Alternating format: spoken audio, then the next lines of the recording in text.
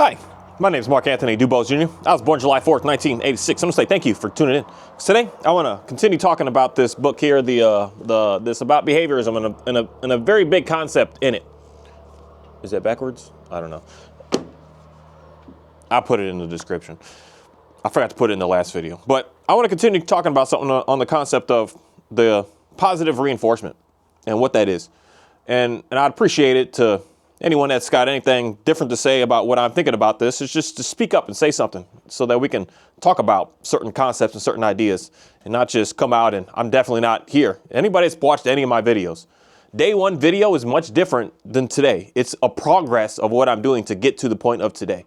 It's not this, if you watch my first video and you do what I do, you're not going to get at the end of the day what I have today.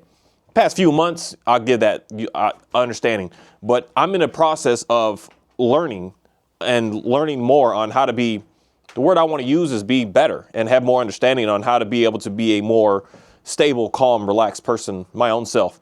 And I realize that when I'm able to get that my own self, my dogs also are able to use the same techniques. And it's about behaviorism book, and the reality is a book to help me. It's not about anything about a dog. And once I really started to understand that, because all I learned of B.F. Skinner, I mean, spent like hundreds of hours of research in dog school alone, talking about these concepts from this guy, read books that are influenced by what this guy's talking about. So in my mind, in reality, I was thinking that this guy is a guy talking about just how to work with animals. And in reality, that's nothing at all with it. And when it came down to the whole concept of the positive reinforcement, it kind of always confused me at first, but now it definitely really confuses me in the sense of how I would say most people right now are thinking what it is and what it's about. And what I've come to realize is a positive reinforcement is nothing about adding something. It has nothing about trying to give something. It has everything to do with it being an involuntary response that happens to us when something that we perceive to be negative goes on. Such as, the easiest way to say it is when you're scared of something. And the easiest way to say it is, well, I'll tell a story and then another story. The story of you're afraid of public speaking, for instance. And I don't care how many treats, cupcakes, and some people, even money, you give a person, they are not going to go stand on the stage for 100,000 people and speak. Let's just not even go that far. 10,000 people, which is a huge crowd. I'm talking a huge crowd at 10,000 people. Some people, no matter what money you give them, so that's what people think of as a positive reinforcement. I'll give you money. I'll give you something. I'll do something for you if you do this. That's not what positive reinforcement is. Positive reinforcement is an involuntary thing that in that person is automatically happening. He or she is either going to, because the word fight isn't the right way of using it in this sense, but saying fight, meaning that you're fighting to still get away. You don't want to be in it. You're fighting to run away, to just get the heck out of there, or you are going to freeze and you're not going to do nothing at all. Those are really your only options in positive reinforcement. You don't get to force yourself to say, this is what I want to do. You just automatically do it. You automatically go through it. Your body just does this and you're just like on autopilot and it just goes. That's the part of where some people say is we don't have free will. Because when things go on, you don't get to process it and figure it out. When you hear gunshots going off there, most people, your brain isn't even registering it. Your body is already, I'm on the move. I'm on the go. I'm not staying anywhere around this. It's an involuntary response that's going on to get us away from something that negative is happening. And in most cases, what every single person does and every single dog does is they flight. They run away. They run away. And then what starts to happen, say in the dog sense, is if they can't run away because they are stuck on a, say, short 4 to 6 foot leash, they turn into fight to make the other thing run away. So they're not really fighting their fears. They're fighting to get the fear away faster. The fastest way that they can get the fear gone is to just get out of it. But the thing happens here is, this is something that I realized that it's always stuck to me as a horse trainer taught me. This is what's weird about these dogs, I'm going to say today, compared to what a dog is, say, supposed to be. Dogs are supposed to be confident and just bold. They're beasts. They're like, they're savage. They're not these like soft little things when you think of like coming down to where they came from. We say they come from wolves. Wolves are beasts. They're not these like scared, nervous, sketchy. They're powerful. But our dogs today are like horses. They're so flighty. They're like prey animals at this moment today. They're so scared. They're so nervous. They're so on edge. That's why a lot of information that I used with working with horses works with dogs. And something that he said to me is, the horse, when it hears something or something that it perceives as scary, horses for the like almost 100% stance, they run away. They run away when they hear something. They don't go to fight it. That's the part with the dog that has a little extra in them that they'll fight it. But a horse rarely fights. It runs and they freeze. They'll freeze or they'll run. But most cases they run away. And most dogs, they run away. So that happens instantly when a negative comes to them. So a negative to a horse can be hearing a weird noise and it's gone. It's running. It's not thinking it through. And this is the part that really got to me that he said. Its automatic response, which I'm going to say is its positive reinforcement, is to do something. But what we can do is put a thinking process into that animal to start to troubleshoot it on its own, to think about what it wants to do before it goes into its automatic responses. So we're trying to hijack the automatic responses to put it into a thinking sense. And that thinking sense allows the animal to say, do I need to run away? Do I need to fight it? Do I need to freeze? No, actually, it's all right. It's okay. And the only way to be able to get them through that is experience, doing it over and over and over. Doing it thousands of times over again. You're not adding anything. You're not forcing anything. The biggest thing is how they say restrict the horses to get this to go faster is they put them in the round pen so that they can only run away so far. So they'll put something that like horses are terrified of for some weird reason are like tarps, the little things that they cover up wood outside with, the way that they make noise, the way that they look, something about those just make horses terrified. So they'll just put the tarp in the middle of the round pen and the horse will just get the running. They start running laps. They can't run too far away, but they don't really stop it from running. They just allow the horse to run. After a while, the horse gets tired and it says, oh, okay, well, I guess it's fine. It's sitting there. So then it gets fine with the tarp just laying in the middle of the pen and it looks at it. And some of them will go up, try to sniff it. They'll paw at it and be like, what is that? What is that? And then depending on which one, it'll do faster or realize like it'll touch it. It'll pick it up with its mouth and whip it around and say like, oh, there's nothing to worry about here. And it's done. And that's the process of getting past the fears, of getting the horse to realize you don't need to always run when you get scared of something. You can actually go and investigate it to figure out what you want to do next. And there's going to be certain circumstances, because this is, again, certain things that jam us up and jam us as humans up, that you know from past experiences that this isn't something that I want to investigate. I do need to respond. I do need to react. And you can't hold that back. It is what it is. But most stuff, like 99.9% of stuff in our world, we don't need to go into this flight mode. We're not actually, because the biggest thing I want to say here is it's like a response that our life is in danger. We need to do something. So, for instance, going back to public speaking, your life is not in danger by standing on the stage and talking to 10,000 people. Your body, everything in you is stating that. You're scared, you're nervous. So to get out of that, your automatic reflex is run away. But you need to hijack that runaway, keep yourself there and say, I'm going to go through this. So you have to push past your automatic positive reinforcement and get into, see, that's the words that I'm trying to figure out next. That's where I want to learn what's that next part, that next key situation here. Because the positive reinforcement has nothing to do with, again, I don't care how much you pay me. If you're paying me through something I'm scared, I'm not going to become indifferent to it. I'm still going to be scared of it while getting paid. I'm still going to be scared of it while getting a treat. I'm still going to be scared of it. The fear isn't going to go away. I have to continuously keep doing it over and over and over and over and over and over and over and over again. That's the part with say, like trying to give a dog a treat to get out of fear. It's not going to allow that. You're working in circles with that because the dog is not going to want to. The thing is that you have to do it on your own. You can't force something to do. That's where the stuff turns into manipulation. You cannot manipulate something or someone to do something. They have to want to do it on their own. So when you're giving the dog the treat to get out of the fear, you're not allowing the dog to make the choice that it wants to do it. So it's only doing it in a sense of what I'm going to get from it, not because it just simply wants to do it. That's why you just can't get out of it. And they want more and more and more and more and more, because that's where that addictiveness starts to come in. And as opposed to them becoming indifferent. That's something that every single thing has to do on their own.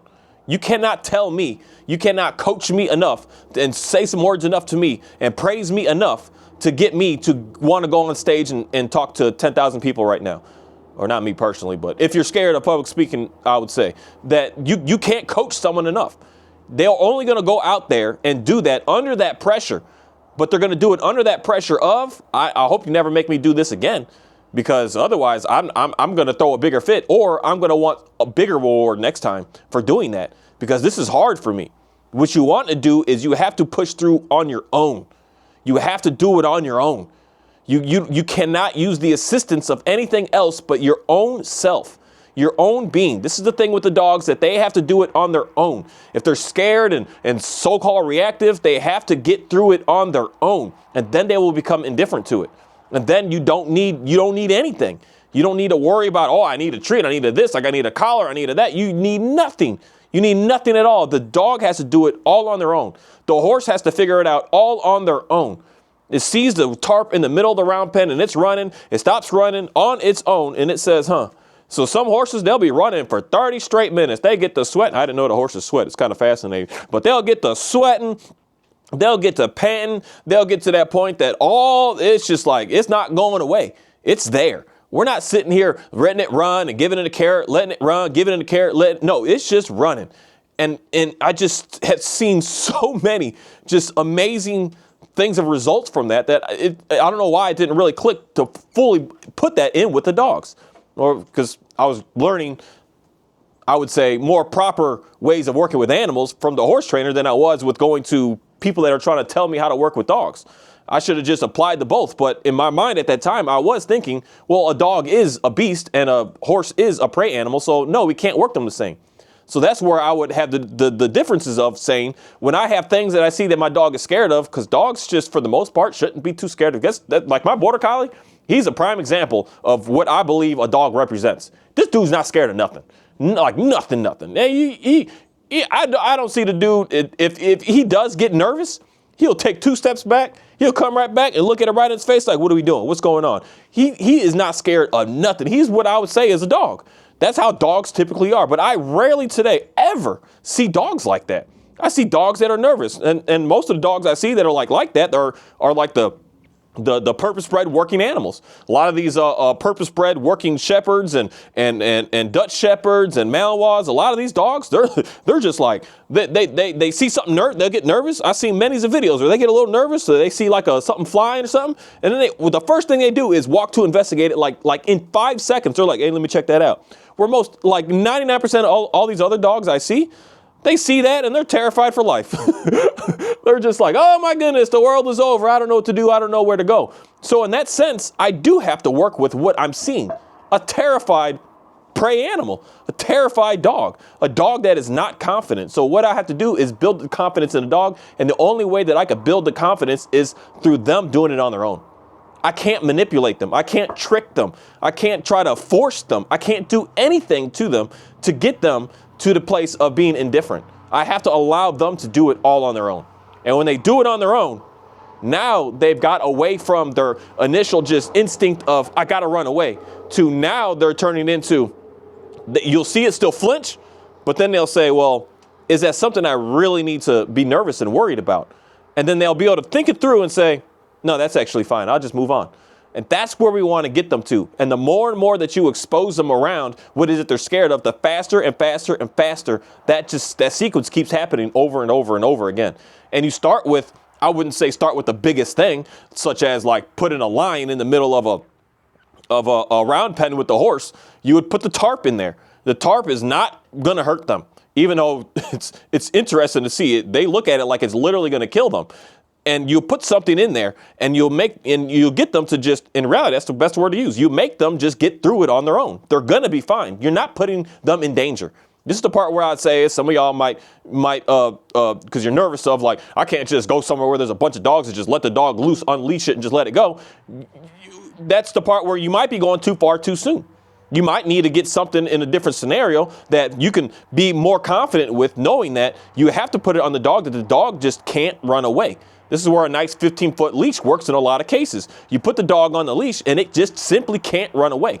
You're not forcing it to stay right with you, but you're not going to allow it to just leave the scene. And you're not going to do anything to try and soothe the dog through getting through what it needs to get through. You can't soothe it by giving it treats, soothe it by giving it touches and affection. You can't soothe it by, oh, chew on this chew toy. You got to let them just go through it. That's the positive experience that they need. And that's what the positive reinforcement is. The positive reinforcement is them doing something to get away from the negative. And their positive reinforcement by default is fight, flight, or freeze.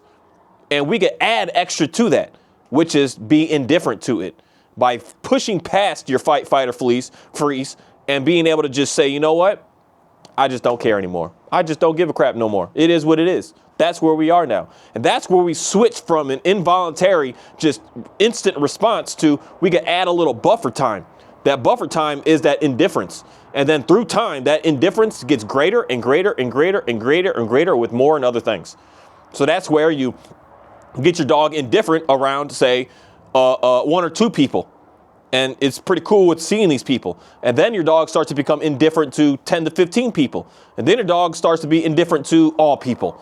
You want to keep building it up so that you have bigger buffer, because the dog is going to instantly go into, what is that? And then that shock, you want the dog to freeze, or not, freeze ain't the word, but hesitate for a moment to say, what should I do here? As opposed to just run away, and as opposed to just go flip out and barking right away. Because the bark, in my opinion, happens because we don't allow the dogs to run away. They have to bark because they can't leave. Because that's, again, a big thing on why a longer leash and a place that you can allow your dog to be able to get a little bit more space is going to help you. I mean, I would love to be able to, this is something that I think that I'd love to be able to just do my own personal experiments with, is getting myself a round pen and making it dog proof and just allowing the dog to basically be in the backyard. Be in the backyard, because that's essentially what Mr. Robert Hines does. He puts them in a round pen. They're in the backyard. You could run away, but they can't run away to the point that they're 8 miles away. That's where things, you're not really going to get anywhere. But you want them to stay in that round pen, and you have what they perceive as danger right then and there. So the dog is perceiving a human being as danger. The danger is right there. So the dog's looking at danger and saying, I got to get away from that. So it gets to running. At some point, that dog's going to say, hey, I'm tired of running. I don't know what else to do here. So then the dog may say, okay, well, since I can't run, well, let me fight now. But most cases, the weird thing is, they just don't go to fight. They'll go to fight when they have their, like, it's the best way I can say it, because this is what I've seen hundreds of times. It's not funny, but it's funny to me based on how I see dogs are. A scared dog with their owner will fight, because it's like, I got my backup. Look at my backup. If anything happens to me, or basically, I don't want to say if anything, but nothing will happen to me because I got them. So when you're with your owner, the dogs will do extra crazy stuff. But without the owner, the dog's like, whoo, I don't know what to do. I'm not going to fight. So they just constantly run away. And that's where things can get hostile, because I've seen this many times in my face, that I see a dog by myself and I'm fine with it. But then when I see the dog that's got the owner right there, the dog is like, it turns into what fake beast mode, what it is inside. Like, it's something just kicks in, it triggers in, and it's like, it goes into the instinct of, I'm going to fight. So we have to remove everything that the dog may want to fight in, because when they're by themselves, most cases, the dogs won't want to fight. And after a while, the dog will get to the point of saying, I'm tired of running. Same with the horse, with the tarp in the middle of the thing. I'm tired of running. What is that thing actually? It's scaring me, but let me check it out. So then they come up and investigate. They got to do that on their own. You're not throwing treats to try to get it to get closer and closer and closer. That's manipulation. And that manipulation, you're not going to change the brain. You're going to trick the brain into manipulation, but you're not going to be able to change the brain for real change. You want to have real change. The change happens that what they were scared of, they are no longer scared of. Because what treats start to do is you'll trick the brain in thinking like, okay, well, that person is okay. That one person that shows up, because they study us, they know our smell, they know everything about us. So that one person I'm fine with. But that person over there, forget that person. And you can't possibly have your dog meet every single person and have treats on you, and every single person be able to just give your dog a treat for your dog to be cool with. It's impossible. So that's not actually changing the brain. That's just tricking it. That's playing games. So to change the brain, the dog has to do it on its own. So the dog will walk up and investigate and say, okay, well, that's not so scary. Because at first, I've seen this, that's something that I would recommend, you still here, watch horse training videos when they do this, when they're working these horses in the round pens with things that they're scared of. You'll watch that the horse on its own will come in and say, okay, what's going on? Especially I'll say it like that. The elite trainers that are taking there's some guys that it's impressive. It's scary to watch a little bit, but it's impressive. They go and take wild horses. So they'll be on their horse and they'll go out to the fields trying to collect these wild horses, and they will get close enough to bring the horse in and jump on the back of that horse, bareback, throw on a little halter, and these horses have never had humans in it, and they're able to get these horses so fast into being cool with them that they do little things to just show the horse, you can trust me, it's okay. But they're not sitting there, oh please baby, and they're not whipping it either.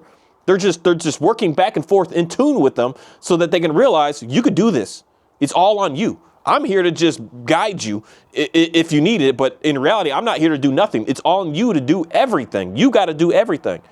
And once the dog comes to you and it sniffs you, it's going to run away oh, I don't know, that was too scary. But after a while, it's going to realize it's not hurting me. I'm still alive. Nothing's happened to me. And then it's going to want to investigate even more. And it's doing that on its own. So once it learns, I don't need to run, I don't need to fight, or in most cases they can't fight because they don't have their said backup, and they can't freeze because if they freeze, they're potentially going to die. None of that's working. What can I do? So that's when they start to actually think and they start to process, as opposed to it being an involuntary response that just instantly happens. That's the part where I believe that the magic starts to happen, that change starts to happen. Things start to get somewhere. Because instead of you just running away, you're going to investigate it. And then the more that you're investigating, the more that you're able to start to, say, take control of your life, as opposed to allowing just external things to just control you, to move you around. You want to be the one in control of what's happening and not something behind you dictating to you what you should be doing. That's the part of the free will, that things happen that we can't control. That's why, as far as our behaviors and what happens to us, we do not have the freedom. We do not get to choose what we're afraid of and what we're not afraid of. Because free will would state that. If you had that free will, you would be able to say, I'm not afraid of that. I'm just going to go head first into it. But you can't. Because when you're scared of something, you have this blockage that hits you where you're like, I don't want to be anywhere near that. Free will would mean that I could just, okay, I'm just good. I'll just go into it. But you can't. You can't do that. You have to be able to, in reality, force your own self to be able to change to do something like that. That stuff is always going on that is forcing you into what I want to say is a smaller and smaller box. And that's what we do to the dogs. We're forcing them into a smaller and smaller box because we're not allowing them to be able to experience what they're afraid of, and always allowing them to run away. And that just keeps double downing into that fear, into that insecurity. And then it just keeps getting worse and worse and worse. As opposed to just we're getting it, we're doing it. We're making it happen. We're going out there. You're scared of that dog? Well, we're going to go walk right next to it, and we're just going to stand and hang out. And that is what it is. You can run around your little 15 feet. You can move away, but we're not leaving here until you decide that you want to go and check it out, investigate it. And that's the way that I see real change. It's got nothing to do, because again, you cannot add something. That's not what positive reinforcement is. Adding something. It's got nothing to do with adding an item, adding a toy, adding anything. It's nothing to do with adding. That's the part that I believe is weird and silly how that's being promoted to us. That adding something is what positive reinforcement is. Positive reinforcement means you're adding a treat to this and adding a toy for this and adding affection for this. It has nothing to do with that. It has everything to do with an automatic response that's going on when they're in the sense of being in a negative, in a danger, in a fear. When they're in fear, it's an automatic response. And that positiveness in most cases is a negative that is only reinforcing the negative even more. Whatever reason, something that I'm paying real close attention to is everything on this planet just, I don't want to say likes to, but defaults to wanting to stay in negative. It doesn't want to get calm. It doesn't want to get indifferent. Everything just seems to be wanting to stay in negatives because most of the things that we do as a positive to get away from the negative actually make the negative even worse. We're just double downing into it. So if you're scared of, how do I say this? The dog is scared of the person. The dog runs away from the person. You didn't actually get better. Now you're making it worse that, yeah, I do need to be scared of that person because this time I didn't run fast enough. They were able to get closer to me. So the dog is constantly learning through its positive reinforcements to continue to keep on getting worse and worse and worse and worse and worse. This is why, in my opinion, and I don't care what anybody thinks right now, but I care what you think, but I want to hear what you have to think in a way of being able to explain it in a way that make it make sense is all that I'm going to say. This is why I believe that when you're trying to use said treats to get a dog away from being fearful, you are double downing into the fear because you're feeding into, you should be scared, you should be scared, you should be scared, as opposed to it being indifference. So when the dog gets scared and it runs away and you're like, oh, you put the treat in the dog's face, you just said, good job for running away. You should be scared of that. That's what's constantly going on, this circle that just keeps happening over and over and over. And that's why it just keeps getting worse and worse and worse. So then what do you do after that? You go to that leash. I need to start using a corrective collar now. Now you're doing the exact same thing again. The dog gets scared. It runs away. It barks. You're saying no. And you give the dog a negative sense. So it doesn't matter. The negative sense that we think is negative and we think is positive is not what the animal thinks is negative and what the animal thinks is positive. That's the part that I believe most all is messing up with. I think that giving a dog a treat is a positive. I don't care what I think. What does the dog perceive that as? The dog is perceiving that as a negative because you're not allowing the dog to get through the negative. You're only explaining to that dog that it should stay in the negative. That's what's just constantly going on. So that's why it doesn't really get better. It doesn't get to an indifferent stance because we're not showing it that it can do that. And the only way it can do that is on its own. It has to do it on its own. And the only way to do that is to be patient, to be calm, to trust that everything is going to work out in the end and be there for them. And not in the sense of holding them and petting them and coddling them, but be there for them when they're nervous. Just be there. Be a body. Be a presence. Be there. And eventually, they're going to stop freaking out. They're going to stop going crazy. They're going to stop being wild. And they're going to say, okay, well, I'm just going to fight through and figure this out. And not fight in a way that it's trying to fight, like trying to kill what it's scared of, but fight their own emotion inside of, I got to get through this. And the first time that they do that, that's when they realize there's another option here. I don't have to just run away and fight things. I can actually just cope and deal with it. I could get through it. And then they're going to be willing to want to do that with more and more and more and more and more things. Thank you.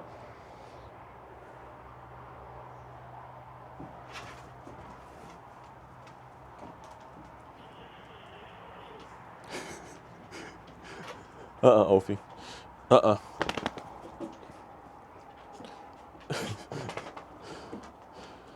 Hey everybody, I say thank you now. Now all my dogs are triggered to that. I remember my old videos, I had them all in downstairs and I'll say thank you. They're all like, oh, we're done, let's get going. It's fascinating that how much of our actual language they pay attention to.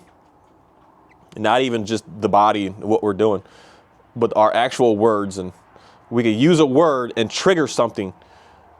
And I don't have to do anything. Like a noise from my phone, that if I'm sitting on the couch and I hit the power button to shut it off, the dogs are like, we're going outside. Because pretty much every time I shut the phone off, I go outside. So they hear that noise and they're like, we going outside? I'm like, it's so funny. It's an interesting thing.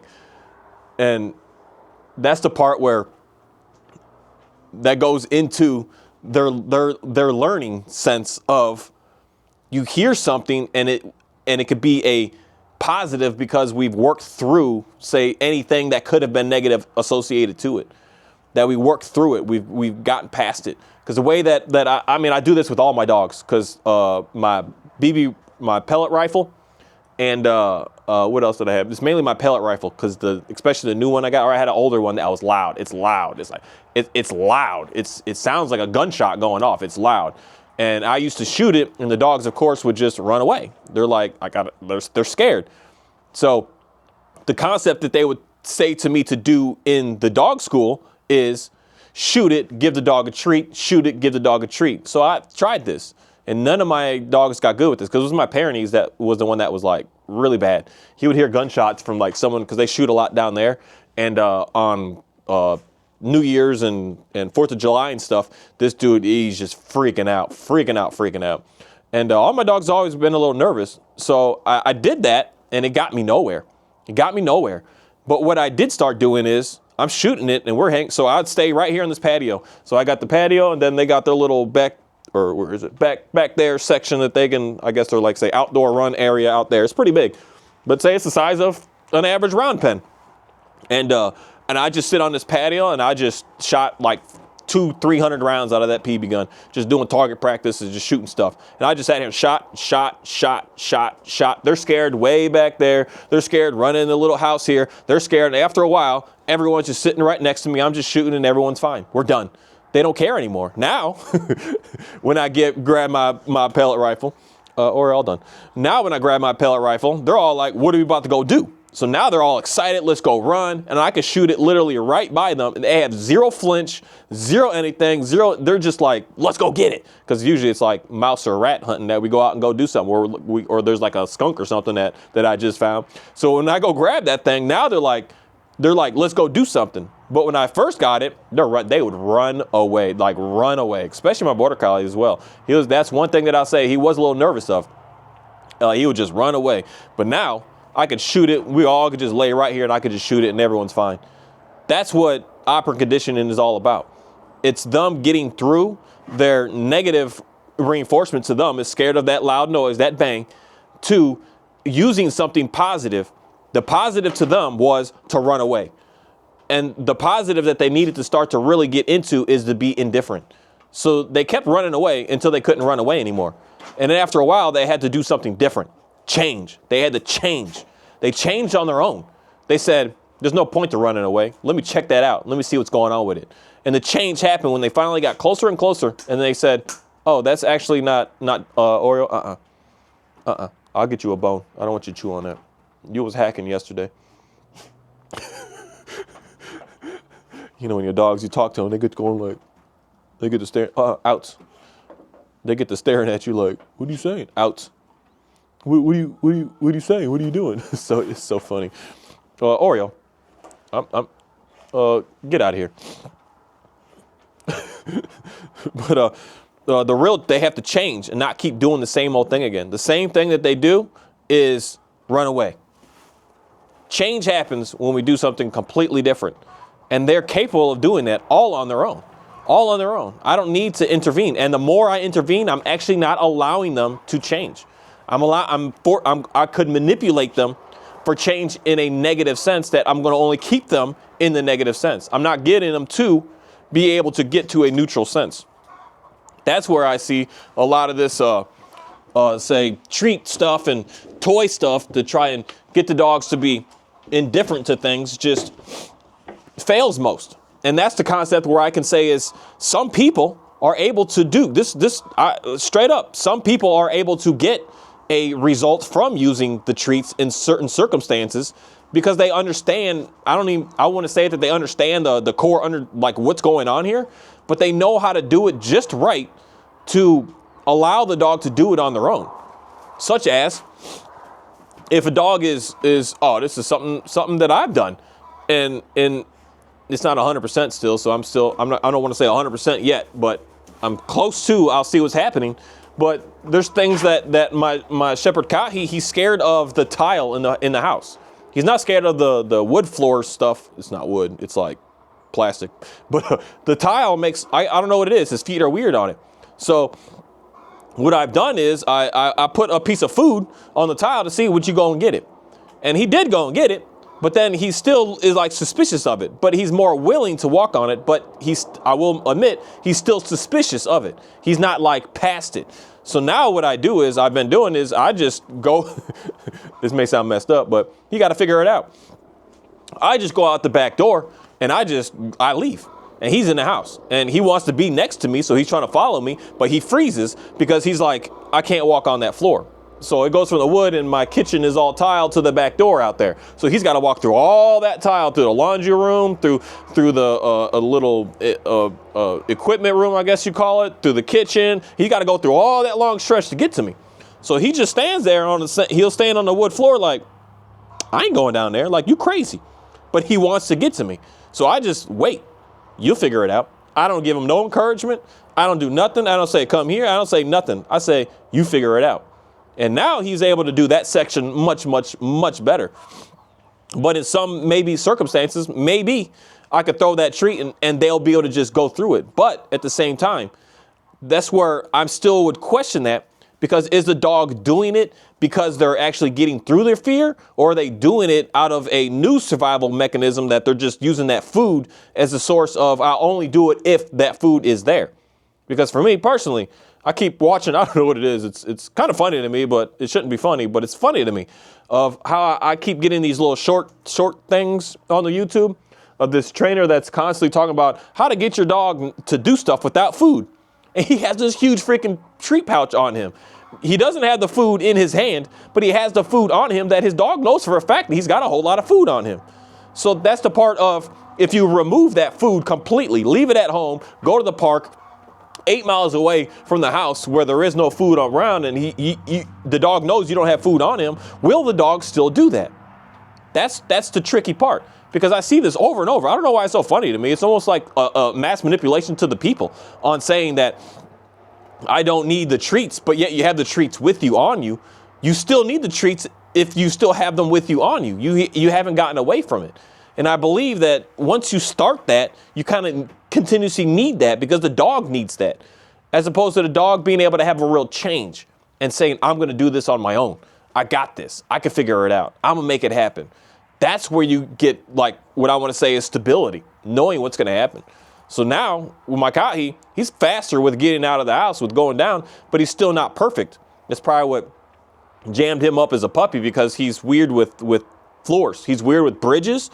He's weird with certain things of real loose gravel. He's weird with tile. I don't know about carpet, because I don't have any carpet, so I don't know what he does with that. But he's weird with touching and putting his feet on stuff. He's weird with this patio, because it's like a bridge. It's like the wood. If there's like cracks in it, you can see darkness in it. He just gets freaked out about it.